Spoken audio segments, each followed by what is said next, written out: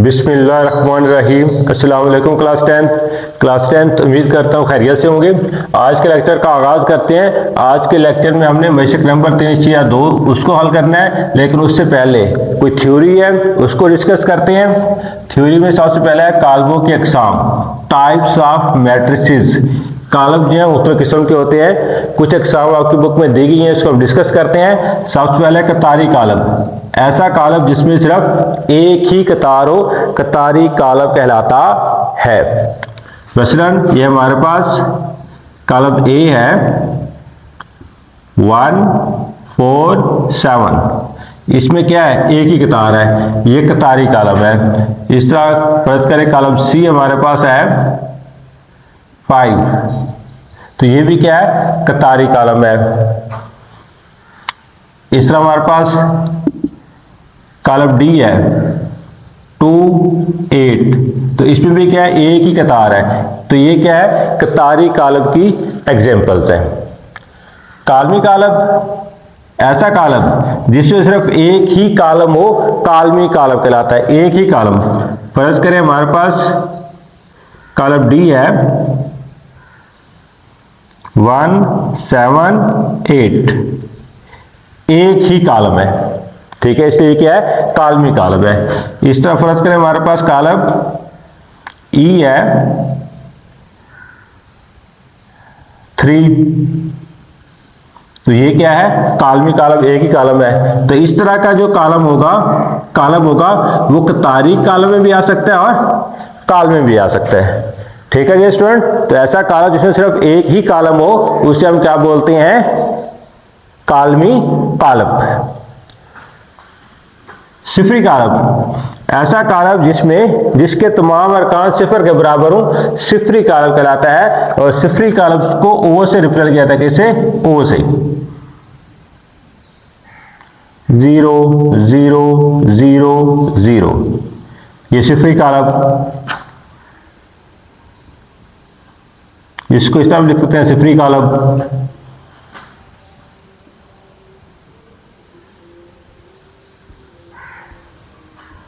ये क्या, सिफरी कालम, ठीक है। ऐसा कालम जिसके तमाम अरकान सिफर के बराबर, उसे क्या बोलते हैं, सिफरी कालम बोलते हैं। और इसे ओ से रिप्रेजेंट किया जाता है, किससे, ओ से, कैपिटल ओ से।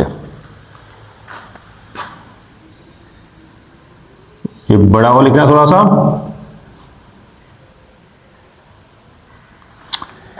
इसके बाद नंबर 4 पे है मुरब्बी कालम, जिसे इंग्लिश में हम क्या बोलते हैं, स्क्वायर मैट्रिक्स। क्या बोलते हैं, स्क्वायर मैट्रिक्स।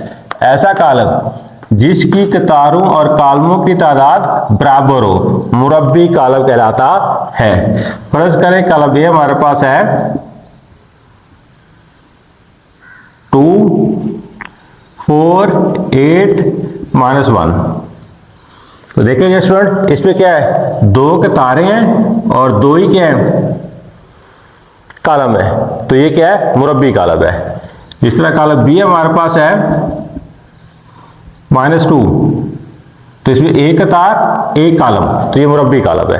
तो डियर स्टूडेंट, ये इस तरह का कालम जो है, ये मुरब्बी भी होता है, कालमी भी होता है और कतारी भी होता है। इस तरह कालम सी अगर हमारे पास है 1 8 -10 2 3 5 1 0 -1, तो ये भी क्या है, इसमें देखिए 3 रोज हैं और 3 कालम है, तो ये भी क्या है, मुरब्बी कालम है। ठीक है स्टूडेंट। एक तो नेक्स्ट है नंबर 5 पे मुस्ततीली कालम, रेक्टेंगुलर मैट्रिक्स। ठीक है, ऐसा कालम जिसमें कतारों और कालमों की तादाद बराबर ना हो, उसे हम क्या बोलते हैं, रेक्टेंगुलर कालम। फर्ज करें हमारे पास कालम एक्स है 1 4 7, इसमें देखिए 1 2 3 कतारें हैं और 1 क्या है, कालम है। कतारों और कालमों की तादाद बराबर नहीं है, इसलिए ये क्या है, मुस्ततीली कालम है। और ये कालम जो है वो मुस्ततीली भी है और कालमी भी है, उसमें एक ही कालम है। इस तरह हमारे पास कालम डी है 1 2 0 8 9 -1। इसमें देखेंगे स्टूडेंट कितनी कतारें हैं, 2 कतारें हैं। कितने कॉलम है, 3 कॉलम है। कतारों और कॉलमों की तादाद बराबर नहीं है, इसलिए ये क्या है, मुस्ततीली कॉलम, जिसे इंग्लिश में हम क्या बोलते हैं, रेक्टेंगुलर मैट्रिक्स। तो डियर स्टूडेंट नेक्स्ट हमारे पास है वक्री कॉलम। क्या है वक्री कॉलम, जिसे इंग्लिश में क्या बोलते हैं, डायगोनल मैट्रिक्स। ऐसा मुरब्बी कॉलम, वक्री कॉलम के लिए मुरब्बी कॉलम होना जरूरी है जिसमें कतारों और कॉलमों की तादाद क्या होती है, बराबर होती है। ऐसा मुरब्बी कॉलम जिसमें वक्री अरकान में से कम अज कम एक रुकन गैर सिफर और गैर वक्री अरकान सिफर के बराबर हों तो उसे क्या बोलते हैं, वक्री कॉलम। फर्ज करें हमारे पास कॉलम ए है, पहली शर्त है कि मुरब्बी होना चाहिए। 1 है, 3 है, 4 है, 7 है।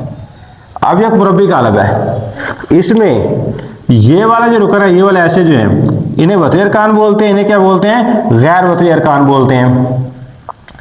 तो इस तारीफ के मुताबिक वक्री अरकान में कम अज कम एक गैर सिफर हो और बाकी गैर वक्री अरकान सिफर हो। गैर वक्री अरकान ये हैं 3 और 4। ये क्या होना चाहिए, ये यहाँ पे क्या होना चाहिए, 0 होना चाहिए। क्या, इन दोनों की जगह 0 होना चाहिए।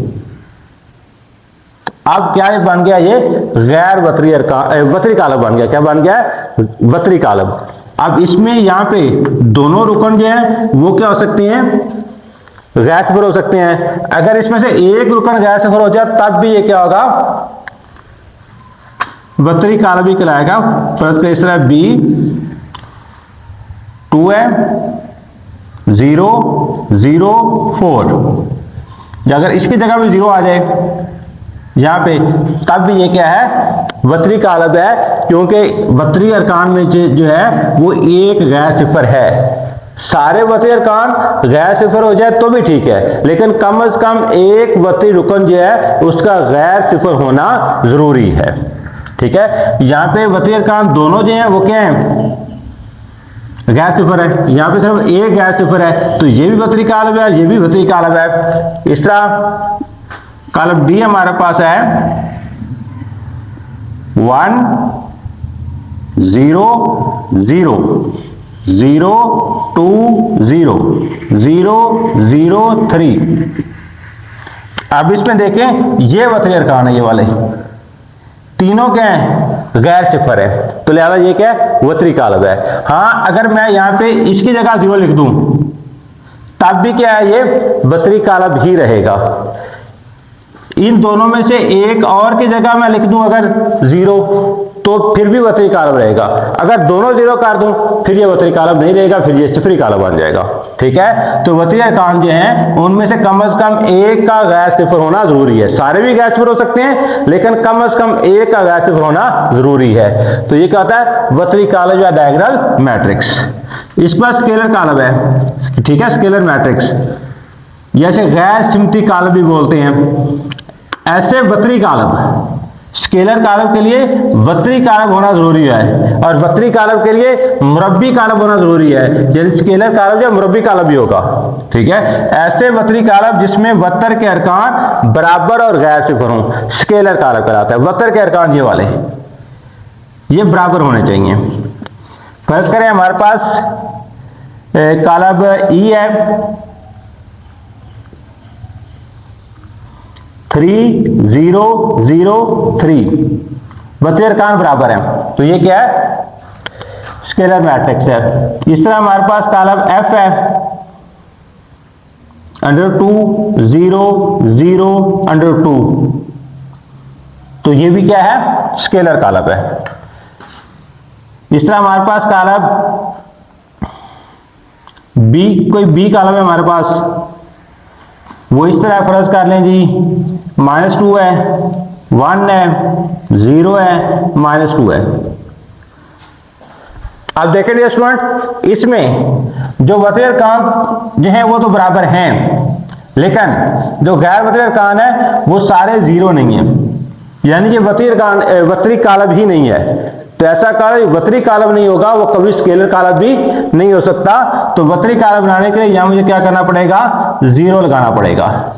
तो अब ये क्या बन गया, वक्री कालब भी है और वक्री कालब के साथ साथ ये स्केलर कालब भी है, क्योंकि इसमें क्या है, वक्र के अरकान बराबर है। ठीक है स्टूडेंट, नेक्स्ट हमारे पास है वहदानी कालब, आइडेंटिटी मैट्रिक्स, ऐसा स्केलर कालब। अब वहदानी कालब के लिए स्केलर कालब होना जरूरी है और स्केलर कालब के लिए मुरब्बी कालब होना जरूरी है। यानी वहदानी कालब जो है वो एक ही वक्त में वक्री भी होगा, स्केलर भी होगा। ऐसा स्केलर कालब जिसमें वक्र के अरकान 1 हो, वहदानी कालब कहलाता है। फर्ज करें हमारे पास कालब P है 1 0 0 1, ये 1 1 है, तो ये वहदानी कालब है। वैसे आमतौर पे वहदानी कालब को आई से ज़ाहिर किया जाता है। किससे ज़ाहिर किया जाता है, वहदानी कालब, जिसे इंग्लिश में क्या बोलते हैं, आइडेंटिटी मैट्रिक्स। इसे किससे ज़ाहिर किया जाता है, आई से। किससे ज़ाहिर किया जाता है, आई से।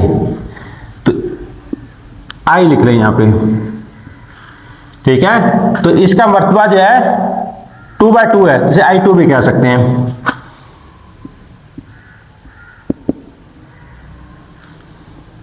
1 0 0 0 1 0 0 0 1, ये वहदानी कालब है, आइडेंटिटी मैट्रिक्स है। 1 2 1 1 1 है। ठीक है स्टूडेंट, तीसरा ये वाला जो है 1 केला 1 लिख दें, ये भी क्या है, वहदानी कालब है। तो ये वहदानी कालब 2/2 वाले से I2 कह सकते हैं, ये 3/3 से I3 कह सकते हैं, इसे केला I कहेंगे, 1/1 है। ठीक है, तो ये आइडेंटिटी मैट्रिक्स या वहदानी कालब जो है इसे ज़रबी ज़ाती कालब भी कहा जाता है। इसे ज़रबी ज़ाती कालब क्यों कहा जाता है, क्योंकि इसे किसी दूसरे कालब से मल्टीप्लाई करेंगे तो उसमें कोई भी तब्दीली नहीं आएगी। जिस तरह 1 है, 1 को किसी भी नंबर से मल्टीप्लाई करें तो उसमें कोई तब्दीली नहीं आती। 1 को हम क्या बोलते हैं, ज़रबी ज़ाती अंसर। इस तरह ये वहदानी कालब जो है इसे ज़रबी ज़ाती कालब भी बोला जाता है, क्योंकि इसे किसी भी कालब से मल्टीप्लाई करने से उस कालब के अंदर कोई तब्दीली नहीं आएगी। ठीक है स्टूडेंट, नेक्स्ट हमारे पास कालब का ट्रांसपोज है, ट्रांसपोज ऑफ अ मैट्रिक्स। ऐसा कालब जो दिए गए कालब की कतारों और कालमों को आपस में तब्दील करने से हासिल होता है, क्या कहलाता है, कालब का ट्रांसपोज कहलाता है। फर्ज करें हमारे पास कालब ए है, कालब ए हमारे पास है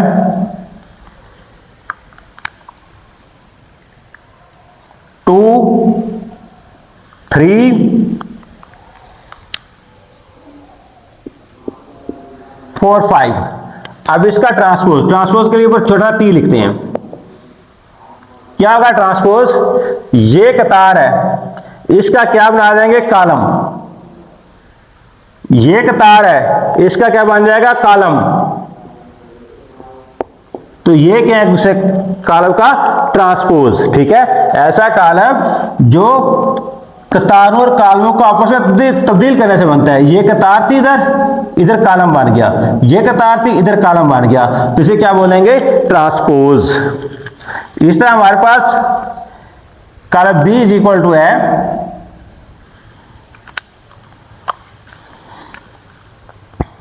1 8 2 -2 3 7। तो अब इसका ट्रांसपोज किस तरह लेंगे हम,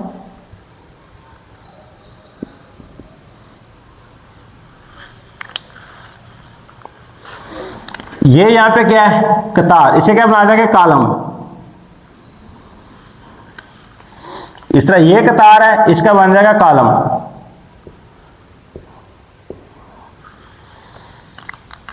तो कतार को कालम बदल दिया, इस कतार को कालम बदल दिया, तो ये क्या होगा, कालम का ट्रांसपोज। तो ऐसा कालम जिसमें कालमों को कतारों से या कतारों को कालमों से तब्दील कर दें तो उसमें क्या हासिल होता है, कालम का ट्रांसपोज हासिल होता है। तो डियर स्टूडेंट, नेक्स्ट हमारे पास जो है वो है सिमेट्रिक कालब। क्या है, सिमेट्रिक कालब, सिमेट्रिक मैट्रिक्स। अगर किसी मुरब्बी कालब के लिए, सिमेट्रिक कालब का मुरब्बी कालब होना भी जरूरी है, ए transpose is equal to a, यानी इसका ट्रांसपोज ले तो वही कालब हमारे पास दोबारा आ जाए, तो वो कालब क्या होगा, सिमेट्रिक कालब होगा। इसके नेक्स्ट में हमारे पास कालब बी है, 3 है, -5 -5 4 है। अब अगर हम इसका ट्रांसपोज लेते हैं, ये रो है, कतार बना दें, सॉरी ये रो है, कॉलम बन गया, ये रो है, इसका कॉलम बना दें। कोई तब्दीली आई है? कोई तब्दीली नहीं आई। B इज इक्वल टू क्या है, B ट्रांसपोज के, तो लिहाजा ये B क्या है, एक सिमेट्रिक कॉलम है। ठीक है जी स्टूडेंट। नेक्स्ट हमारे पास है skew symmetric column, skew symmetric matrix. अगर किसी मुरब्बी कालब के लिए, इसके लिए मुरब्बी कालब का होना जरूरी है, ए transpose is equal to -a हो, तो वो कालब क्या होगा, सिमेट्रिक कालब। फर्स्ट करें हमारे पास कालब ए है,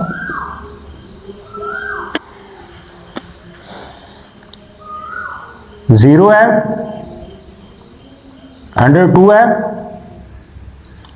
माइनस का 102 है और 0 है। जब हम इसका ट्रांसपोज लेंगे तो ट्रांसपोज क्या होगा, ये रो है, कॉलम बना दें, ये रो है,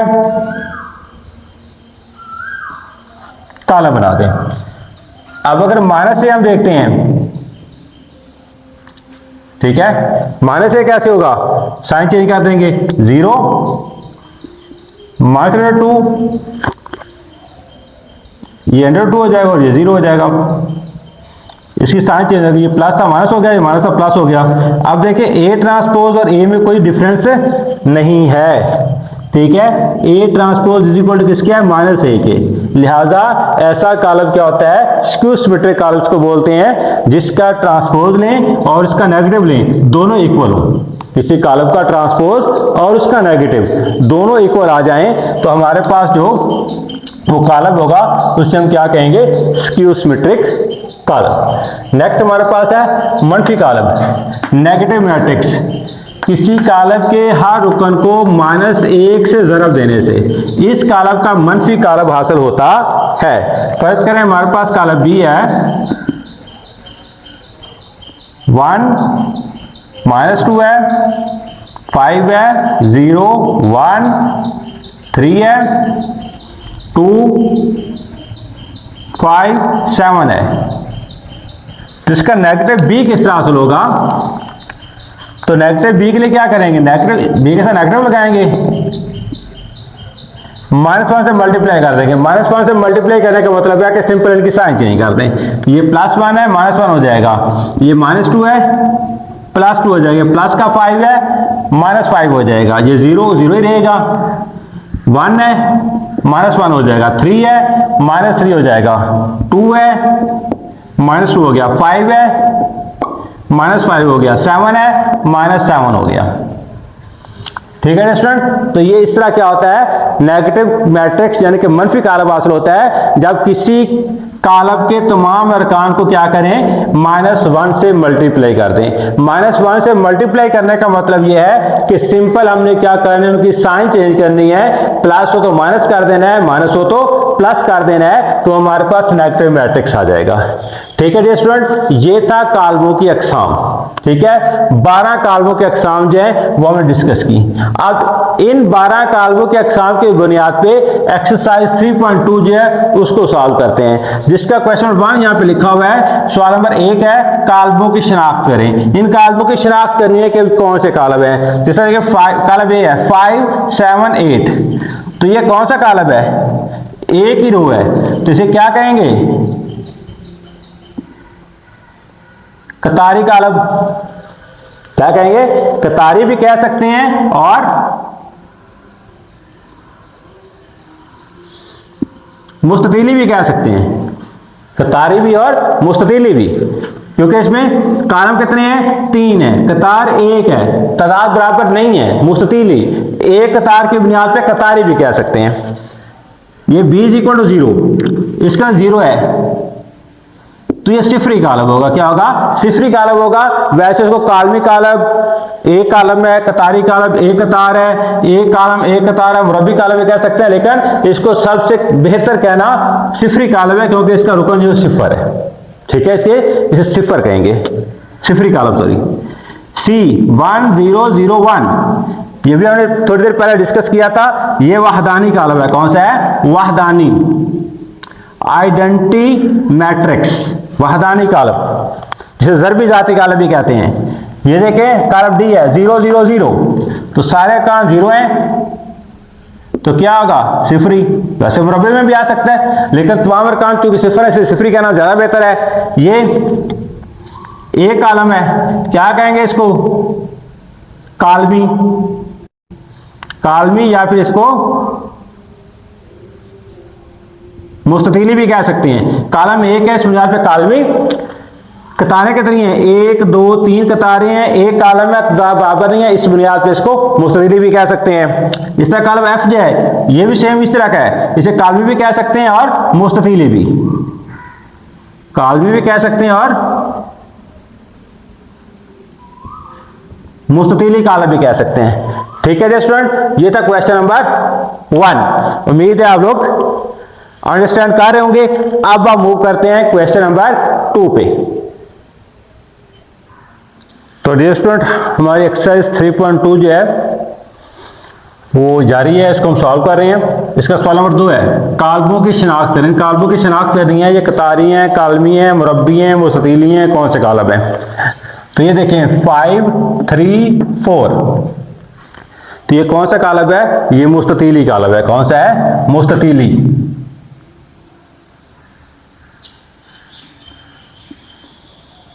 मुस्ततीली कालम है। कालमी कालम भी इसको कह सकते हैं, क्योंकि इसमें एक कालम है। ये इसमें देखें नंबर ऑफ रोज 2 है, नंबर ऑफ कालम 2 है, तो इसलिए बी क्या है? इसमें कतारें और कालम बराबर हैं, लिहाजा ये क्या होगा?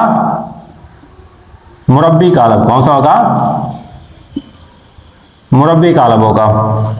कालम सी देखें, इसमें नंबर ऑफ रोज, कतारें 1 2, कालम कितने हैं? 1 2 3, 3 कालम है, 2 कतारें हैं, बराबर नहीं है, तो क्या होगा? ये मुस्ततीली कालम होगा। क्या होगा? मुस्ततीली कालम। डी वाला देखें, इसमें कितने कतारें हैं? 2 कतारें हैं, कालम कितने हैं? 2 कालम है, बराबर है, तो लिहाजा ये क्या होगा? मुरब्बी कालम। ई वाला देखें, कतारें कितनी हैं? 1 2 3, कालम कितने हैं? 1 2, बराबर नहीं है, कतारें 3 है, कालम 2 हैं, बराबर नहीं है, लिहाजा ये क्या होगा? ऐसा कालम जिसमें कतारें और कालम बराबर ना हो, तो हम क्या बोलते हैं? मुस्ततीली कालम। एफ वाला 5 -3 7, एक कतार है, कालम कितने हैं? 1 2 3, 3 कालम है, एक कतार है, बराबर नहीं है, तो ये भी क्या होगा? मुस्ततीली कालम होगा। जैसे कतारी कालम भी कह सकते हैं, उसमें एक कतार है। जी 1 2 3, 3 कतारें होगी, 1 2 3, 3 कालम होंगे, बराबर हैं, तो ऐसा कालम जो कतारों और कालमों की तादाद बराबर होते हैं क्या बोलते हैं? मुरब्बी कालम। H 1 2 3, 3 कतारें हैं, 1 2 2 कालम है, 3 कतारें, 2 कालम, बराबर नहीं है, तो ऐसा कालम जिसमें कतारों और कालमों की तादाद बराबर ना, उसे क्या कहते हैं? मुस्ततीली कालम। ये मुस्ततीली कालम होगा। ठीक है जी स्टूडेंट, अब हम मूव करते हैं क्वेश्चन नंबर 3 पे। सवाल नंबर 3 क्या? बतरी, स्केलर और वहदानी कालमों की शिनाख्त करनी है। बतरी कौन सा है, स्केलर कौन सा है और वहदानी कौन सा है? A = 1001। अब इसमें देखें कि वतर के अरकान 1 के इक्वल है, तो ऐसा बतरी कालम जिसके वतर अरकान 1 के इक्वल हो, उसे हम क्या बोलते हैं? वहदानी कालम। तो ये कौन सा आ जाएगा? वहदानी कालम। 5005। अब इसमें देखें वतर के अरकान बराबर हैं, लेकिन 1 नहीं है, बराबर है लेकिन 1 नहीं है। अगर 1 होते तो वहदानी कालम होता। अब जब बराबर हैं तो क्यों कौन सा होगा? ये स्केलर कालम। स्केलर कालम 3000।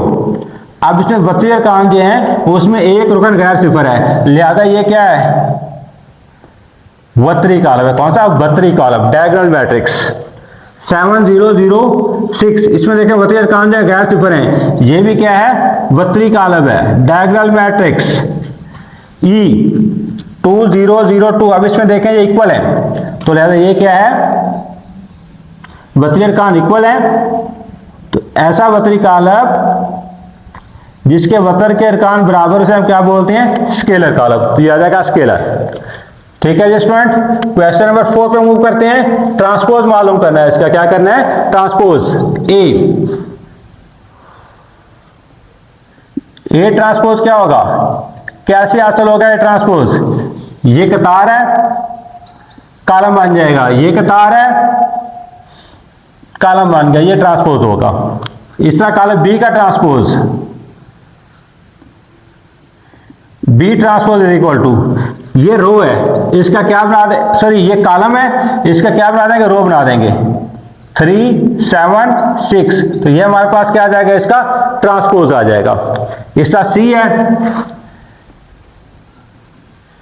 तो सी ट्रांसपोज किसके इक्वल होगा, ये एक रो है, इसका क्या बनेगा, कॉलम। ट्रांसपोज क्या होता है, कतारों और कॉलमों को क्या करते हैं, आपस में तब्दील कर देते हैं, कतारों को कॉलमों में कर लें या कॉलमों को कतारों में, एक ही बात है। ये कतार है, इसका कॉलम बन जाएगा 5 - 2 4, ये इसका ट्रांसपोज हो जाएगा। डी,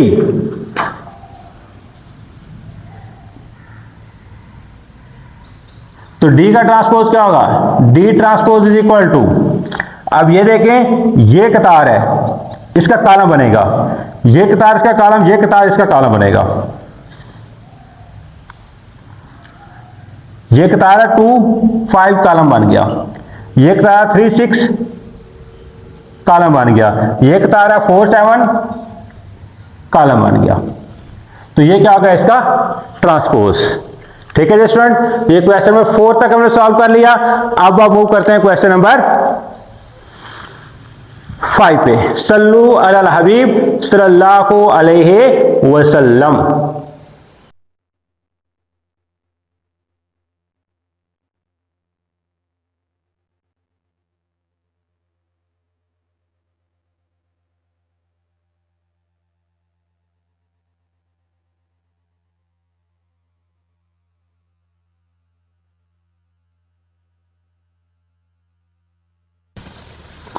तो डियर स्टूडेंट, मनफी कालब क्या होता है, सॉल्व 5 एक्सरसाइज 3.2 का मनफी कालब मालूम करें। तो पहले हमने कालब के अक़साम में डिस्कस किया है कि मनफी कालब एक ऐसा कालब होता है जो किसी कालब के अरकान को -1 से ज़रब देने से हासिल होता है। -1 से ज़रब देने का मतलब है कि सिंपल उसकी क्या करनी है, हमने साइन चेंज करनी है। सिंपल क्या करनी है, हमने इसकी साइन चेंज करनी है। तो यहां से जो है -a क्या होगा, इनकी साइन चेंज कर देंगे, -3 या +3 हो जाएगा, 0 0 ही रहेगा, ये -5 हो जाएगा और ये -6 हो जाएगा। ये हमारे पास नेगेटिव ए आ जाएगा। इस तरह नेगेटिव बी क्या होगा,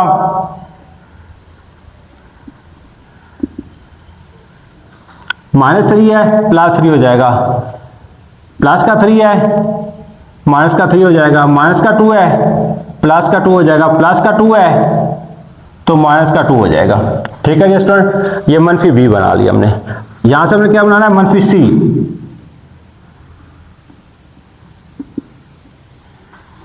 माइनस का 9 है, प्लस का 9 हो जाएगा, प्लस का 1 है, माइनस का 1, प्लस का 1 है, माइनस का 1, माइनस का 7 है, प्लस का 7 हो जाएगा।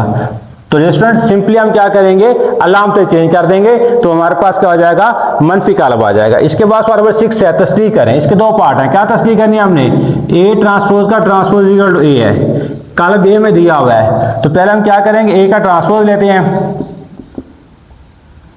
ए का ये क्या है, ट्रांसपोज कैसे लेते हैं, कतार को कॉलम बदल देते हैं। ये कतार है, कॉलम बन गया, ये कतार है, कॉलम बन गया।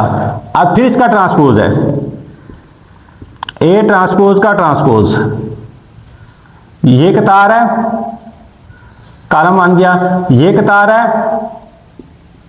कॉलम बन गया, बराबर ए के आगे ये 2 3 4 5 बराबर किसके, ए के।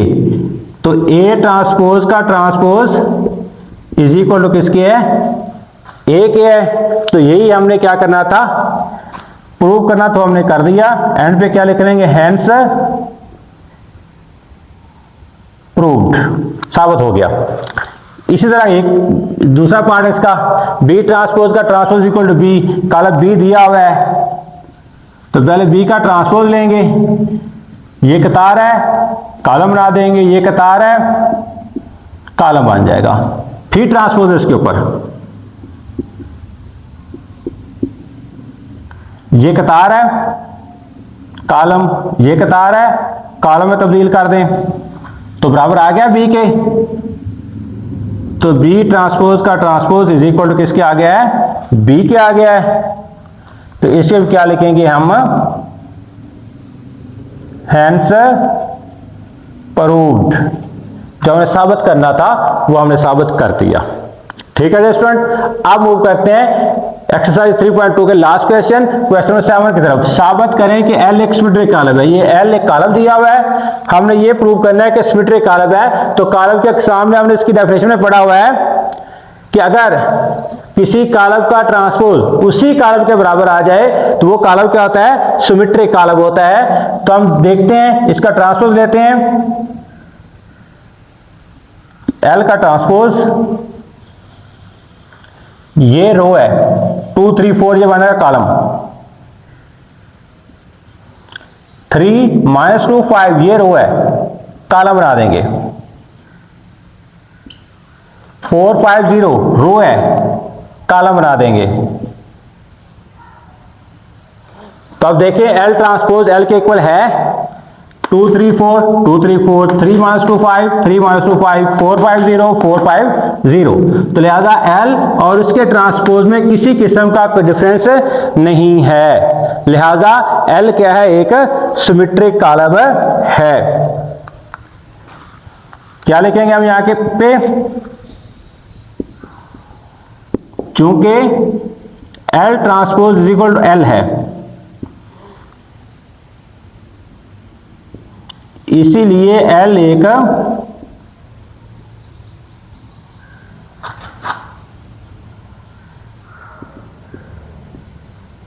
Symmetric column